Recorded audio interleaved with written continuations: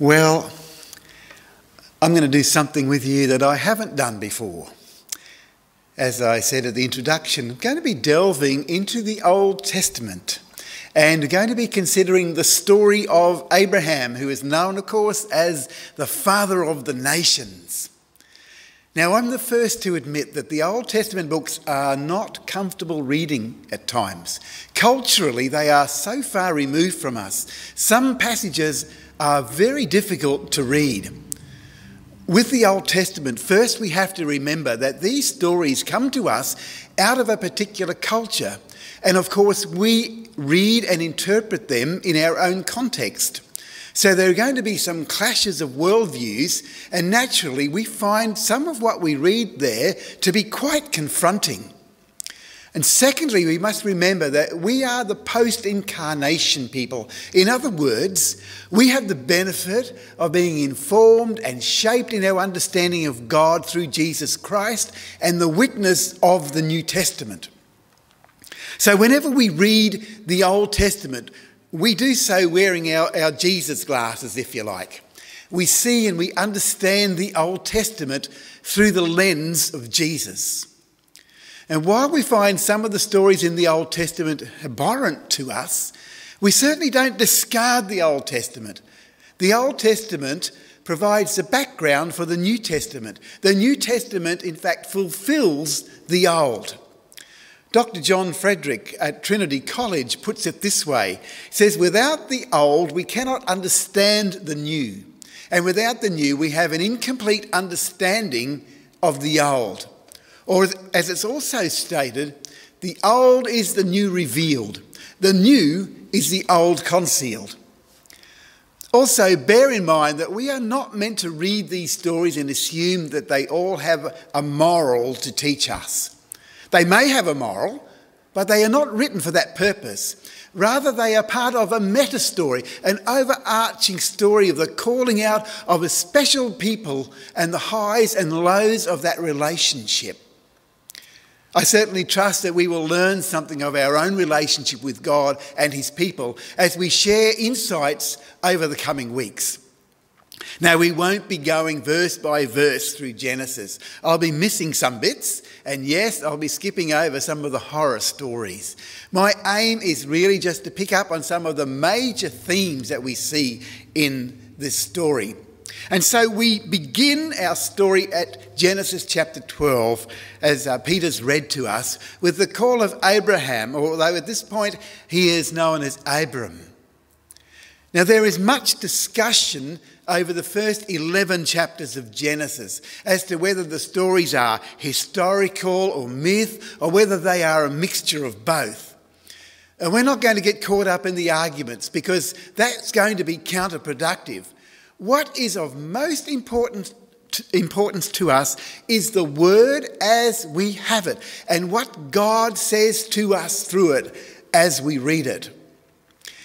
There is, however, much greater agreement amongst the scholars that from Genesis 12 onwards, we are dealing with historical reality. In other words, Abram, I think I'll call him Abram for now. Abram was a real person who lived in the area that the Bible records. Now, chapter 11, the previous chapter, is seen as a bridge between the opening stories of Genesis and this emerging story of God's dealing with what was to become known as Israel, the Hebrew people or the Jews. At this point, let me draw your attention to the theme that I've chosen for this message. Faith is not belief without proof, but trust without reservation. Faith is not belief without proof, but trust without reservation. And no one exemplifies this better than Abram. Although, as we shall see moving forward, even he has his moments. Firstly, we need to appreciate his background. In Genesis 11, verse 31, we read that his father, Terah, moved from Ur of the Chaldeans, planning to go to Canaan, but for some unspecified reason settled instead at Haran, well short of his destination. Why? Well, we can only speculate. But we do know that from Joshua chapter 24, that he worshipped many gods. This family grew up in a society that celebrated and worshipped a whole host of gods, and in particular, was known for the worship of the moon god Sin. Very apt name, don't you think, for a false god. It may be that Terah could not bring himself to break with his ties to this Near Eastern religious culture. Now, anyone who has moved from one culture to another will appreciate what kind of a struggle that might have been for Terah. And we aren't told why Terah moved at all. But Jewish tradition suggests that God's first call was to him, but that he failed to carry through. But while we can't be sure about Terah, we are certainly left in no doubt about why Abram moved to Canaan. In the opening verse of Genesis chapter 12, the call of God is straightforward to Abram, both in its demand and in its promises. In Genesis 12 verse 1, it spells out very clearly the things that Abram is asked to give up. God commands Abram to go from your country, from your people, and from your father's household into the land that I will show you. Everything, in fact, that gave Abram his personal identity, had to give it all up. So Abram went, we read in verse 4. Abram went as the Lord had told him. Don't you think it's quite amazing, in fact almost miraculous, that Abram goes at all? This God who he's only just beginning to know calls him to leave everything else behind, including his plethora of gods, and trust that this God will lead him to a new place and a new life, even though no instructions are really given. Just bundle up your belongings and set off to God knows where, literally. Of course, the demand God makes of Abram in 12:1 is accompanied by the most extravagant of promises. God says to him, I will make of you a great nation, and I will bless you, and I will make your name great, so that you will be a blessing. And in chapter 11, there is the story of the Tower of Babel. There the people sought to make a name from themselves without reference to God. But look what God says to Abram, I will make your name great. Greatness comes not from what we seek to do, but only what God desires to do in us as we trust him. And the purpose of greatness is not for our self-glorification.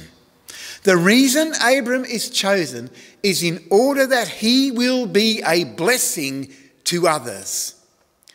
God's choosing of Abram to be the father of a nation is not based on Abram's credentials or necessarily his attributes. After all, isn't he? He's just a nomad living in no man's land. Faith is not belief without proof, but trust without reservation. The election of Israel is not because they are more favoured or because they're better than the other nation. The stories of their failure certainly put paid to that thought, that they could be superior or more godly or more faithful.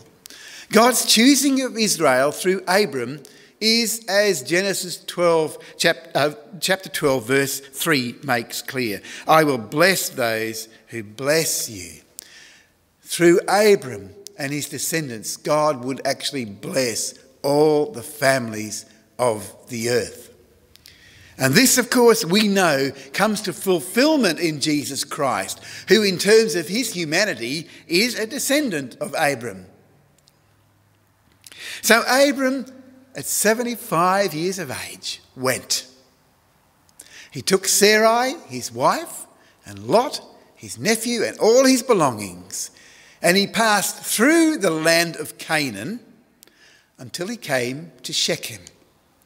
It was only then that God told Abram that this land would be given to his offspring. So passing through Canaan was in a sense symbolic. Abram continued to move along by stages towards the Negev, as we read in verse 9. In other words, he moved towards the south. Now, we skipped a couple of chapters to end up at chapter 15. And you can read the in-between bits for yourselves and see the devious action of Abram in passing off his wife as his sister, which in fact she was his half-sister, and read about his courage in rescuing Lot and his ethical decision not to keep what belonged to others. But I wanted to end this morning by looking at the beginning of chapter 15. God has promised Abram that he will be the father of a great nation, that his children will dwell in the land of Canaan. Only problem is, Abram has no children, for Sarai is unable to conceive. Now, when he left Haran, he was already 75 years of age, and Sarai is 65. How old he was at the beginning of chapter 15, we do not know. But we know that he's knocking on the door of 100 before he gets his long-awaited for child. So we could easily be looking at 20 years since he first heard the words, "I will make you a great nation." 20 years is a long time to wait and to hold to hope. Is he beginning to doubt? Is he losing his trust without reservation? Now, we couldn't blame him, could we? In any case, the Lord comes to him during this period and calms any apprehension that Abram may have had. Abram is led to go outside and to cast his gaze heavenward, to see a universe that's full of stars, too numerous to count. And he hears a reassuring voice of God. "See all these stars? So shall your descendants be. Trust me on this." What do you think? Is that enough? Could you accept that? Or do you think there could still be some doubt? You know, am I deluded? Am I hearing voices? Am I projecting my own desires here and imagining these things as reality? We're going to see next week that Abram loses patience, or maybe faith. But I love the phrase that we find in verse 6. Abram believed the Lord, and he credited it to him as righteousness. And we see that verse keep popping up in the New Testament. What made Abram right with God? It was his trust. Hebrews 11, that other reading that we had this morning. By faith, our ancestors received approval.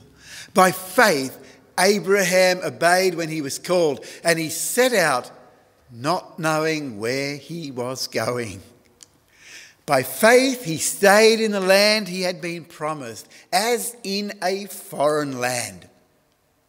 You know, Abram was no one special, no one out of the box, so to speak. But because he heard the voice of God and he responded, God made him into someone great. And because he trusted God, God called him righteous. In other words, he was made right with God because he trusted God. Now we, on the other hand, are made right with God through trust in the work of Jesus Christ. What I find quite inspiring about Abram is his willingness to trust a God he scarcely knew, and to trust at such a level as to allow his life to go in a completely new direction. Find that quite amazing. To set his mind on God's vision, to go into an unknown future, trusting only in God's providence. How amazing is that? How much can we learn then from this father of the faith? As we shall see next week, there were times when he failed. He was just as human as we are. And there were times when he doubted, when he questioned, and other times when he was really rock solid. And that is so often mirrored in our own lives. There are times when we trust God implicitly, and times when we waver. Our faith certainly waxes and wanes. For Abram, I believe his faith grew step by step, trusting a little, seeing God's hand in it, trusting a little more, perhaps falling back a little, learning from it and growing some more. And by the time he gets to that awful sacrifice your son command, we see that he trusts God with all his heart. And it's the same, for us. Faith is something that grows from small beginnings. It develops in us as we take small steps, as we trust a little more, as we trust a little more, and a little more. We are the people who know God through Jesus Christ. Abram did not have that knowledge. And I guess that says to us our faith ought to be greater than that of Abram. We have more reason, surely, to trust without reservation. And I think we are our own worst enemies when we fail to trust God. We limit God. Jesus says, if you have faith as small as a mustard seed, you can say to this mountain, move, and it will be done. God can do so much more in our lives than we could ever dream about. But we limit God because we are unwilling to trust. And I'm not just preaching to you. This is true for me. This is true for me. And we are in good company. Even the great Charles Wesley penned the words in a hymn, "Give me the faith that can remove and sink the mountain to the plain." So the question for me is this: how do I get to the point in my life when I can trust God without reservation? What does that take? What attitude changes are needed in my life? Now, this might be a good point of discussion with other believers, so I'm going to leave that question with you today. Let it be known and let it be said, God is a miracle working God. Nothing is impossible for him. But now we are getting into next week's message. And so we're going to leave it there for this week. God bless you. Amen.